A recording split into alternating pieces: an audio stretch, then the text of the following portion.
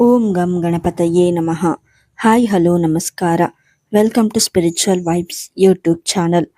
ನಮಸ್ಕಾರ ವೀಕ್ಷಕರೇ, ಎಲ್ಲರಿಗೂ ಶ್ರೀ ರಾಮನವಮಿಯ ಹಾರ್ದಿಕ ಶುಭಾಶಯಗಳು. ಭಾರತೀಯ ಸಂಸ್ಕೃತಿಯಲ್ಲಿ ರಾಮ ಎಂಬ ಎರಡಕ್ಷರಕ್ಕೆ ಅದ್ಭುತ ಶಕ್ತಿ ಇದೆ.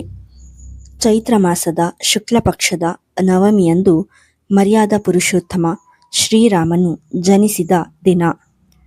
ಈ ವಿಡಿಯೋದಲ್ಲಿ ನಾವು ರಾಮ ಜನಿಸಿದ್ದು ಏಕೆ, ರಾಮನ ಜೀವನ ನಮಗೆ ಇಂದಿನ ಕಾಲಕ್ಕೆ ಹೇಗೆ ಅನ್ವಯವಾಗುತ್ತದೆ ಮತ್ತು ಈ ಹಬ್ಬದ ಹಿಂದಿನ ವೈಜ್ಞಾನಿಕ ಹಾಗೂ ಆಧ್ಯಾತ್ಮಿಕ ಹಿನ್ನೆಲೆಯನ್ನು ತಿಳಿಯೋಣ. ರಾಮಾವತಾರದ ಹಿನ್ನೆಲೆ. 1. ಅಧರ್ಮದ ಉತ್ತುಂಗ ಮತ್ತು ದೇವತೆಗಳ ಮೊರೆ. ವೀಕ್ಷಕರೇ, ರಾಮಾಯಣದ ಕತೆ ಶುರುವಾಗುವುದು ಅಧರ್ಮದ ಅಟ್ಟಹಾಸದಿಂದ. ಆ ಕಾಲದಲ್ಲಿ ಲಂಕೆಯ ರಾಜ ರಾವಣನು ಬ್ರಹ್ಮನಿಂದ ವರವನ್ನು ಪಡೆದು ಅಜೇಯನಾಗಿದ್ದ. ಮನುಷ್ಯ ಮತ್ತು ಪ್ರಾಣಿಗಳನ್ನು ಹೊರತುಪಡಿಸಿ ದೇವತೆಗಳು ಅಥವಾ ಗಂಧರ್ವರಿಂದ ತನಗೆ ಸಾವು ಬರಬಾರದೆಂಬ ವರ ಅವನದಾಗಿತ್ತು. ಇದರಿಂದ ಅಹಂಕಾರಗೊಂಡ ರಾವಣನು ಋಷಿ ಮುನಿಗಳಿಗೆ ಕಿರುಕುಳ ನೀಡುತ್ತಾ ಭೂಮಿಯ ಮೇಲೆ ಅಧರ್ಮವನ್ನು ಹರಡುತ್ತಿದ್ದ. ರಾವಣನ ಕಾಟ ತಾಳಲಾರದೆ ಭೂದೇವಿಯು ಕಣ್ಣೀರಿಡುತ್ತಾ ದೇವತೆಗಳ ಬಳಿ ಹೋಗುತ್ತಾಳೆ. ಆಗ ದೇವತೆಗಳೆಲ್ಲರೂ ಸೇರಿ ಕ್ಷೀರಸಾಗರದಲ್ಲಿ ನೆಲೆಸಿರುವ ಮಹಾವಿಷ್ಣುವನ್ನು ಪ್ರಾರ್ಥಿಸುತ್ತಾರೆ. ದೇವತೆಗಳ ಮೊರೆಗೆ ಓಗೊಟ್ಟ ವಿಷ್ಣುವು, ನಾನು ಅಯೋಧ್ಯೆಯ ರಾಜ ದಶರಥನ ಮಗನಾಗಿ ಮನುಷ್ಯ ರೂಪದಲ್ಲಿ ಜನಿಸಿ ರಾವಣನ ಸಂಹಾರ ಮಾಡುತ್ತೇನೆ ಎಂದು ಅಭಯ ನೀಡುತ್ತಾನೆ. 2. ರಾಜ ದಶರಥ ಮತ್ತು ಪುತ್ರಕಾಮೇಷ್ಟಿ ಯಜ್ಞ. ಈ ಕಡೆ ಅಯೋಧ್ಯೆಯಲ್ಲಿ ಸಕಲ ಸಂಪತ್ತು ಇದ್ದರೂ ಮಹಾರಾಜ ದಶರಥನಿಗೆ ಸಂತಾನ ಭಾಗ್ಯವಿರಲಿಲ್ಲ, ವಂಶೋದ್ಧಾರಕರಿರಲಿಲ್ಲ ಎಂಬ ಕೊರಗು ರಾಜನನ್ನು ಕಾಡುತ್ತಿತ್ತು. ಆಗ ಕುಲಗುರು ವಸಿಷ್ಠರ ಮಾರ್ಗದರ್ಶನದಂತೆ ಋಷ್ಯಶೃಂಗ ಮಹರ್ಷಿಗಳ ನೇತೃತ್ವದಲ್ಲಿ ಪುತ್ರಕಾಮೇಷ್ಟಿ ಯಜ್ಞವನ್ನು ಹಮ್ಮಿಕೊಳ್ಳಲಾಗುತ್ತದೆ. ಯಜ್ಞದ ಪೂರ್ಣಾಹುತಿಯ ಸಮಯದಲ್ಲಿ ಅಗ್ನಿಕುಂಡದಿಂದ ದಿವ್ಯ ಪುರುಷನೊಬ್ಬ ಪ್ರಕಟವಾಗಿ ಪಾಯಸವಿರುವ ಪಾತ್ರೆಯನ್ನು ದಶರಥನಿಗೆ ನೀಡುತ್ತಾನೆ. ಈ ಪಾಯಸವು ಕೇವಲ ಆಹಾರವಾಗಿರಲಿಲ್ಲ, ಅದು ಸಾಕ್ಷಾತ್ ಪರಮಾತ್ಮನ ಅನುಗ್ರಹವಾಗಿತ್ತು. 3. ಪಾಯಸ ವಿತರಣೆ ಮತ್ತು ದೈವಿಕ ಜನನ. ದಶರಥನು ಆ ದಿವ್ಯ ಪಾಯಸವನ್ನು ತನ್ನ 3 ಪತ್ನಿಯರಾದ ಕೌಸಲ್ಯೆ, ಕೈಕೇಯಿ ಮತ್ತು ಸುಮಿತ್ರೆಯರಿಗೆ ಹಂಚುತ್ತಾನೆ. ಕೌಸಲ್ಯೆಯ ಪಾಲಿನ ಪಾಯಸದಿಂದ ಶ್ರೀರಾಮನು ಚೈತ್ರ ಮಾಸದ ಶುಕ್ಲ ಪಕ್ಷದ ನವಮಿಯಂದು ಜನಿಸುತ್ತಾನೆ. ಕೈಕೇಯಿಂದ ಭರತನು ಜನಿಸಿದರೆ ಸುಮಿತ್ರೆಯಿಂದ ಲಕ್ಷ್ಮಣ ಮತ್ತು ಶತ್ರುಘ್ನರು ಜನಿಸುತ್ತಾರೆ. ಇಲ್ಲಿ ಒಂದು ವಿಶೇಷತೆ ಎಂದರೆ, ಮಹಾವಿಷ್ಣುವು ತನ್ನ ಪೂರ್ಣ ರೂಪದಲ್ಲಿ ರಾಮನಾಗಿ ಬಂದರೆ ತನ್ನ ಶೇಷಶಯನ ಅಂದರೆ ಲಕ್ಷ್ಮಣ, ಶಂಖ ಮತ್ತು ಚಕ್ರಗಳ ಅಂಶದೊಂದಿಗೆ ಉಳಿದ 3 ಸಹೋದರರಾಗಿ ಜನಿಸುತ್ತಾರೆ. ಅಂದರೆ ಇಡೀ ವೈಕುಂಠವೇ ಅಯೋಧ್ಯೆಯಲ್ಲಿ ಅವತರಿಸುತ್ತದೆ. 4. ಅಯೋಧ್ಯೆಯಲ್ಲಿ ಸಂಭ್ರಮ ಮತ್ತು ರಾಮನ ತತ್ವ. ರಾಮ ಜನಿಸಿದಾಗ ಅಯೋಧ್ಯೆಯ ತುಂಬೆಲ್ಲ ಹೂಮಳೆ ಸುರಿಯಿತು, ದೇವದುದುಂಬಿಗಳು ಮೊಳಗಿದವು. ಇಡೀ ನಗರವೇ ದೀಪಗಳಿಂದ ಅಲಂಕೃತವಾಗಿತ್ತು. ಇಲ್ಲಿ ನಾವು ಗಮನಿಸಬೇಕಾದ ತತ್ವವೇನು? ವಿಷ್ಣುವು ಬಯಸಿದ್ದರೆ ದೇವಲೋಕದಿಂದಲೇ ರಾವಣನನ್ನು ಸಂಹರಿಸಬಹುದಿತ್ತು. ಆದರೆ ಮನುಷ್ಯ ತನ್ನ ಮಿತಿಗಳ ಒಳಗಿದ್ದುಕೊಂಡೇ ಧರ್ಮವನ್ನು ಹೇಗೆ ಪಾಲಿಸಬಹುದು ಎಂಬುದನ್ನು ತೋರಿಸಿಕೊಡಲು ರಾಮ ಮನುಷ್ಯನಾಗಿ ಹುಟ್ಟಿದ. ರಾಮನೆಂದರೆ ಕೇವಲ ವಿಗ್ರಹವಲ್ಲ, ಅವನು ಆದರ್ಶ. ಕಷ್ಟಗಳು ಬಂದಾಗ ಕುಗ್ಗದೆ, ಸುಖ ಬಂದಾಗ ಉಬ್ಬದೆ, ಮರ್ಯಾದೆಯ ಚೌಕಟ್ಟಿನಲ್ಲಿ ಬದುಕುವುದು ಹೇಗೆಂಬುದನ್ನು ತಿಳಿಸಿಕೊಡಲೇ ಈ ಅವತಾರ ಸಂಭವಿಸಿತು. ರಾಮನ ಬಾಲ್ಯ ಮತ್ತು ವಿಶ್ವಾಮಿತ್ರರ ಆಗಮನ. 1. ಗುರುಕುಲದ ಶಿಕ್ಷಣ ಮತ್ತು ಬಾಲರಾಮ. ಅಯೋಧ್ಯೆಯ ಅರಮನೆಯಲ್ಲಿ 4 ರಾಜಕುಮಾರರು ಬೆಳೆಯುತ್ತಾ ಹೋದರು. ವಸಿಷ್ಠ ಮಹರ್ಷಿಗಳ ಮಾರ್ಗದರ್ಶನದಲ್ಲಿ ಅವರು ವೇದ, ಉಪನಿಷತ್ತು ಮತ್ತು ಶಸ್ತ್ರಾಸ್ತ್ರ ವಿದ್ಯೆಗಳನ್ನು ಕಲಿತರು. ರಾಮನು ಕೇವಲ ವಿದ್ಯೆಯಲ್ಲಿ ಮಾತ್ರವಲ್ಲ, ತನ್ನ ವಿನಯ ಮತ್ತು ಮೃದು ಸ್ವಭಾವದಿಂದ ಇಡೀ ಅಯೋಧ್ಯೆಯ ಪ್ರಜೆಗಳ ಮನಗೆದ್ದಿದ್ದ. ಲಕ್ಷ್ಮಣನು ರಾಮನ ನೆರಳಿನಂತೆ ಬೆಳೆದರೆ ಭರತ ಮತ್ತು ಶತ್ರುಘ್ನರು ಪರಸ್ಪರ ಪ್ರೀತಿಯಿಂದ ಬೆಳೆದರು. ಅರಮನೆಯಲ್ಲಿ ಆಟವಾಡುತ್ತಿದ್ದ ಈ ಬಾಲಕರನ್ನು ಕಂಡು ದಶರಥನು ಧನ್ಯನಾಗಿದ್ದ. ಆದರೆ ಈ ಸುಖದ ಕ್ಷಣಗಳ ನಡುವೆಯೇ ಒಂದು ಮಹತ್ತರ ತಿರುವು ಕಾಯುತ್ತಿತ್ತು. 2. ವಿಶ್ವಾಮಿತ್ರರ ಆಗಮನ ಮತ್ತು ದಶರಥನ ಆತಂಕ. ಒಂದು ದಿನ ಮಹಾತಪಸ್ವಿಗಳಾದ ವಿಶ್ವಾಮಿತ್ರ ಮಹರ್ಷಿಗಳು ಅಯೋಧ್ಯೆಯ ಸಭೆಗೆ ಆಗಮಿಸುತ್ತಾರೆ. ದಶರಥನು ಅವರನ್ನು ಭಕ್ತಿಯಿಂದ ಸ್ವಾಗತಿಸಿ, ನಿಮ್ಮ ಆಜ್ಞೆಯನ್ನಷ್ಟೇ ನೀಡಿ, ನಾನು ಈಡೇರಿಸುತ್ತೇನೆ ಎನ್ನುತ್ತಾನೆ. ಆಗ ವಿಶ್ವಾಮಿತ್ರರು ಕೇಳಿದ್ದೇನು ಗೊತ್ತಾ? ನನ್ನ ಯಜ್ಞಕ್ಕೆ ಮಾರೀಚ ಮತ್ತು ಸುಬಾಹು ಎಂಬ ರಾಕ್ಷಸರು ಅಡ್ಡಿಪಡಿಸುತ್ತಿದ್ದಾರೆ. ಅವರನ್ನು ಸಂಹರಿಸಿ ಯಜ್ಞ ರಕ್ಷಣೆ ಮಾಡಲು ನಿನ್ನ ಮಗ ರಾಮನನ್ನು ನನ್ನ ಜೊತೆ ಕಳುಹಿಸು. ದಶರಥನಿಗೆ ಎದೆಯೇ ನಡುಗಿತು. ಇನ್ನು 16 ವರ್ಷ ತುಂಬದ ಬಾಲಕ ರಾಮನು ಆ ಮಾಯಾವಿ ರಾಕ್ಷಸರನ್ನು ಹೇಗೆ ಎದುರಿಸಿಯಾನು? ಬೇಕಿದ್ದರೆ ನನ್ನ ಇಡೀ ಸೈನ್ಯದೊಂದಿಗೆ ನಾನೇ ಬರುತ್ತೇನೆ ಎಂದು ಪ್ರಾರ್ಥಿಸುತ್ತಾನೆ. ಆದರೆ ವಸಿಷ್ಠರ ಸಮಾಧಾನದ ನಂತರ ಭಾರವಾದ ಮನಸ್ಸಿನಿಂದ ರಾಮ ಮತ್ತು ಲಕ್ಷ್ಮಣರನ್ನು ವಿಶ್ವಾಮಿತ್ರರ ಜೊತೆ ಕಳಿಸಿಕೊಡುತ್ತಾನೆ. 3. ತಾಟಕಿ ಸಂಹಾರ ಮತ್ತು ದಿವ್ಯಾಸ್ತ್ರಗಳ ಪ್ರಾಪ್ತಿ. ಕಾಡಿನ ಹಾದಿಯಲ್ಲಿ ಸಾಗುವಾಗ ವಿಶ್ವಾಮಿತ್ರರು ರಾಮನಿಗೆ ಬಲ ಮತ್ತು ಅತಿಬಲ ಎಂಬ ವಿದ್ಯೆಗಳನ್ನು ಧಾರೆ ಎರೆಯುತ್ತಾರೆ. ದಾರಿಯಲ್ಲಿ ಸಿಗುವ ಭಯಾನಕ ರಾಕ್ಷಸಿ ತಾಟಕಿಯನ್ನು ಸಂಹರಿಸಲು ಆಜ್ಞಾಪಿಸುತ್ತಾರೆ.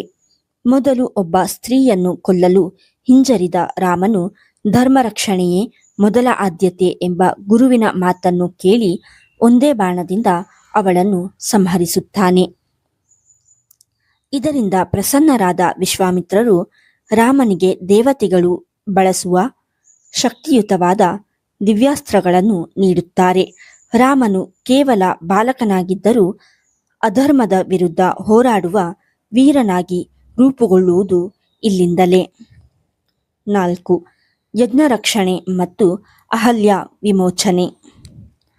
ಸಿದ್ಧಾಶ್ರಮಕ್ಕೆ ತಲುಪಿದ ಮೇಲೆ ವಿಶ್ವಾಮಿತ್ರರ ಯಜ್ಞವು ಯಾವುದೇ ಅಡೆತಡೆಯಿಲ್ಲದೆ ನೆರವೇರುತ್ತದೆ. ರಾಮನು ಮಾರೀಚ ಮತ್ತು ಸುಬಾಹುಗಳನ್ನು ಸದೆಬಡಿಯುತ್ತಾನೆ. ಅಲ್ಲಿಂದ ಮಿಥಿಲೆಗೆ ಹೋಗುವ ದಾರಿಯಲ್ಲಿ ಕಲ್ಲಿನಂತಾಗಿದ್ದ ಅಹಲ್ಯೆಯು ರಾಮನ ಪಾದಸ್ಪರ್ಶದಿಂದ ಶಾಪಮುಕ್ತಳಾಗಿ ಮತ್ತೆ ಮಾನವ ರೂಪ ಪಡೆಯುತ್ತಾಳೆ. ಇದು ರಾಮನ ಕರುಣೆ ಮತ್ತು ಅವನ ಪಾದದ ಧೂಳಿಗಿರುವ ಪಾವಿತ್ರತೆಯನ್ನು ತೋರಿಸುತ್ತದೆ. ಇಲ್ಲಿಂದ ಕಥೆಯು ಮುಂದಿನ ದೊಡ್ಡ ಘಟ್ಟವಾದ ಸೀತಾ ಸ್ವಯಂವರಕ್ಕೆ ಹೊರಳುತ್ತದೆ. ಮರ್ಯಾದಾ ಪುರುಷೋತ್ತಮ. 1. ಪಿತೃವಾಕ್ಯ ಪರಿಪಾಲನೆ. ನಿಸ್ವಾರ್ಥ ತ್ಯಾಗ. ವೀಕ್ಷಕರೇ, ರಾಮನನ್ನು ಮರ್ಯಾದಾ ಪುರುಷೋತ್ತಮ ಎನ್ನಲು ಮೊದಲ ಕಾರಣ ಅವನ ತ್ಯಾಗದ ಗುಣ. ಪಟ್ಟಾಭಿಷೇಕಕ್ಕೆ ಸಿದ್ಧವಾಗಿದ್ದ ರಾಮನಿಗೆ ಮರುಕ್ಷಣವೇ 14 ವರ್ಷ ವನವಾಸಕ್ಕೆ ಹೋಗಬೇಕೆಂಬ ಆದೇಶ ಬರುತ್ತದೆ. ಅಂದು ತಂದೆ ದಶರಥನು ಕೈಕೇಯಿಗೆ ಕೊಟ್ಟ ಮಾತನ್ನು ಉಳಿಸಲು ರಾಮನು ಕಿಂಚಿತ್ತೂ ಕೋಪಗೊಳ್ಳದೆ ರಾಜ್ಯವನ್ನು ತೃಣಕ್ಕೆ ಸಮಾನವಾಗಿ ಕಂಡು ಕಾಡಿಗೆ ಹೊರಡುತ್ತಾನೆ. ಇಂದಿನ ಜೀವನಕ್ಕೆ ಪಾಠ. ಇಂದಿನ ಸ್ಪರ್ಧಾತ್ಮಕ ಜಗತ್ತಿನಲ್ಲಿ ಆಸ್ತಿ ಅಂತಸ್ತಿಗಾಗಿ ಕುಟುಂಬಗಳೇ ಒಡೆಯುತ್ತಿವೆ. ಆದರೆ ರಾಮ ಕಲಿಸುವುದು ಏನೆಂದರೆ, ಸಂಬಂಧಗಳು ಮತ್ತು ಕೊಟ್ಟ ಮಾತು ಅಧಿಕಾರಕ್ಕಿಂತ ದೊಡ್ಡದು. ತಂದೆ ತಾಯಿಯ ಗೌರವ ಕಾಪಾಡುವುದು ನಮ್ಮ ಮೊದಲ ಕರ್ತವ್ಯ ಎಂಬುದಕ್ಕೆ ರಾಮನೇ ಸಾಕ್ಷಿ. 2. ಏಕಪತ್ನಿ ವ್ರತಸ್ಥ. ಅಚಲ ಪ್ರೇಮ ಮತ್ತು ನಿಷ್ಠೆ. ರಾಮಾಯಣದ ಕಾಲದಲ್ಲಿ ರಾಜರಿಗೆ ಅನೇಕ ಪತ್ನಿಯರಿರುವುದು ಸಾಮಾನ್ಯ ಸಂಪ್ರದಾಯವಾಗಿತ್ತು. ಆದರೆ ರಾಮ ಏಕಪತ್ನಿ ವ್ರತವನ್ನು ಪಾಲಿಸಿದವನು. ಅಂದು ಸೀತೆ ಕಾಡಿನಲ್ಲಿದ್ದಾಗಲೂ ಅವಳು ದೂರವಾದಾಗಲೂ ರಾಮನು ಮತ್ತೊಬ್ಬ ಸ್ತ್ರೀಯನ್ನು ಬಯಸಲಿಲ್ಲ.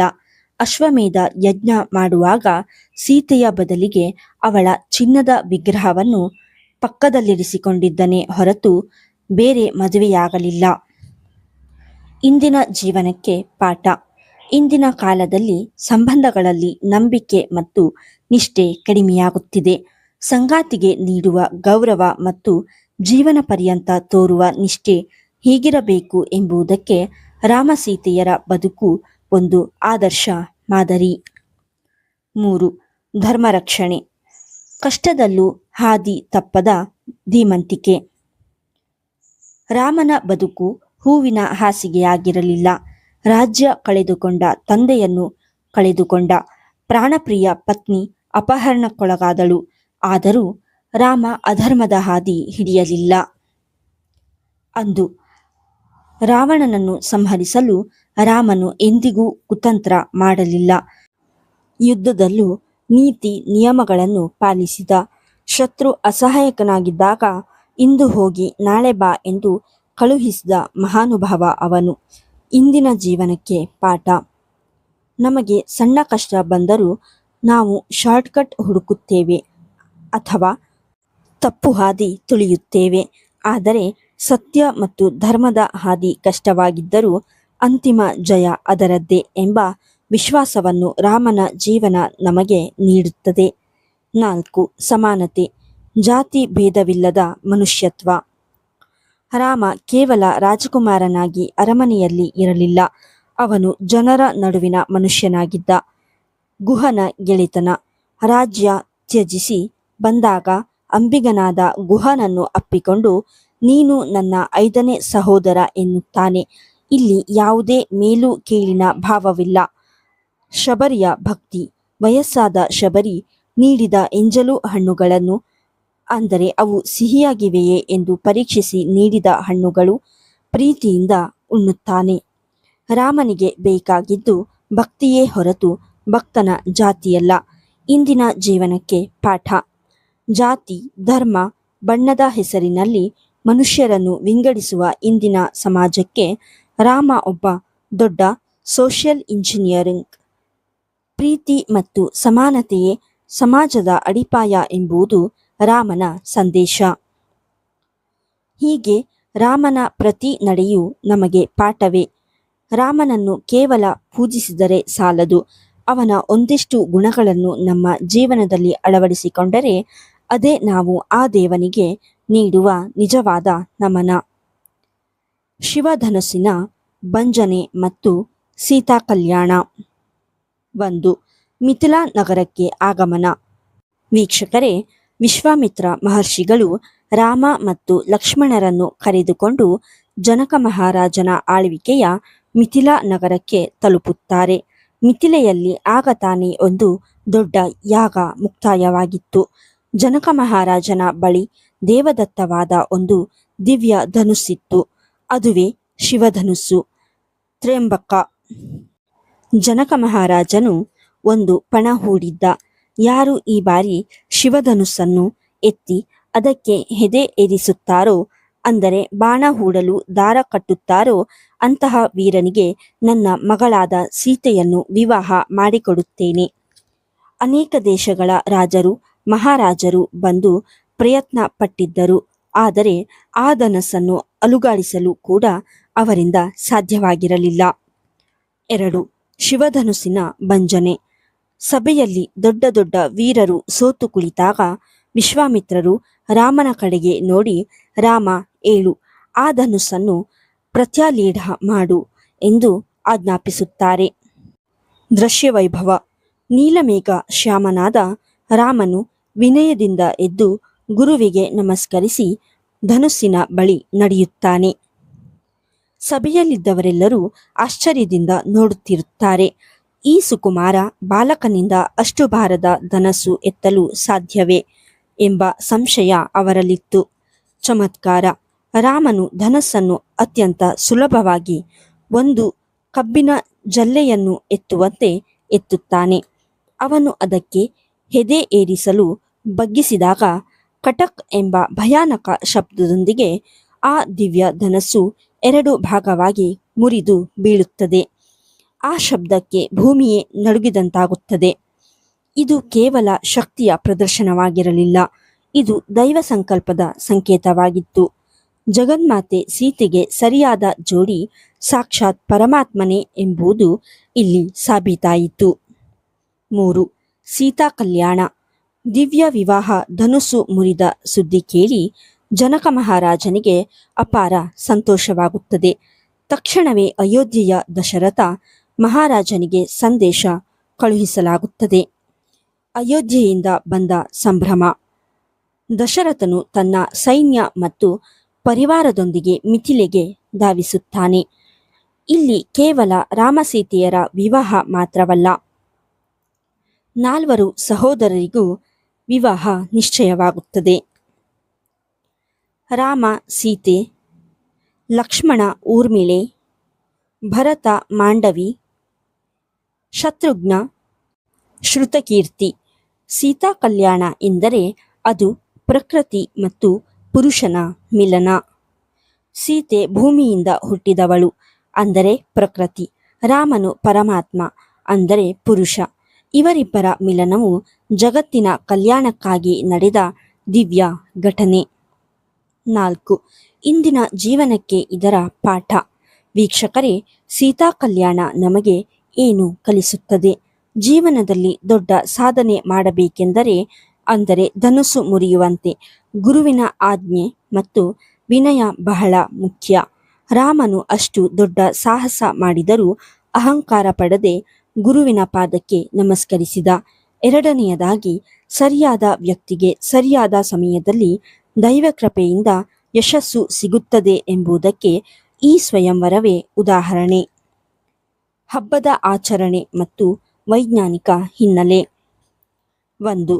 ಪೂಜಾ ವಿಧಿ ಮತ್ತು ಅಲಂಕಾರ. ಶ್ರೀರಾಮನವಮಿಯ ದಿನ ಮನೆಯನ್ನು ಶುದ್ಧಗೊಳಿಸಿ ಹೊಸ್ತಿಲಿಗೆ ಮಾವಿನ ಎಲೆಗಳ ತೋರಣ ಕಟ್ಟಿ ಸಂಭ್ರಮಿಸಲಾಗುತ್ತದೆ. ಪಟ್ಟಾಭಿಷೇಕದ ಫೋಟೋ. ಸಾಮಾನ್ಯವಾಗಿ ರಾಮನವಮಿಯಂದು ರಾಮ, ಸೀತೆ, ಲಕ್ಷ್ಮಣ ಮತ್ತು ಹನುಮಂತನಿರುವ ರಾಮ ಪಟ್ಟಾಭಿಷೇಕದ ಫೋಟೋಗೆ ಪೂಜೆ ಮಾಡುವುದು ವಾಡಿಕೆ. ಅಲಂಕಾರ.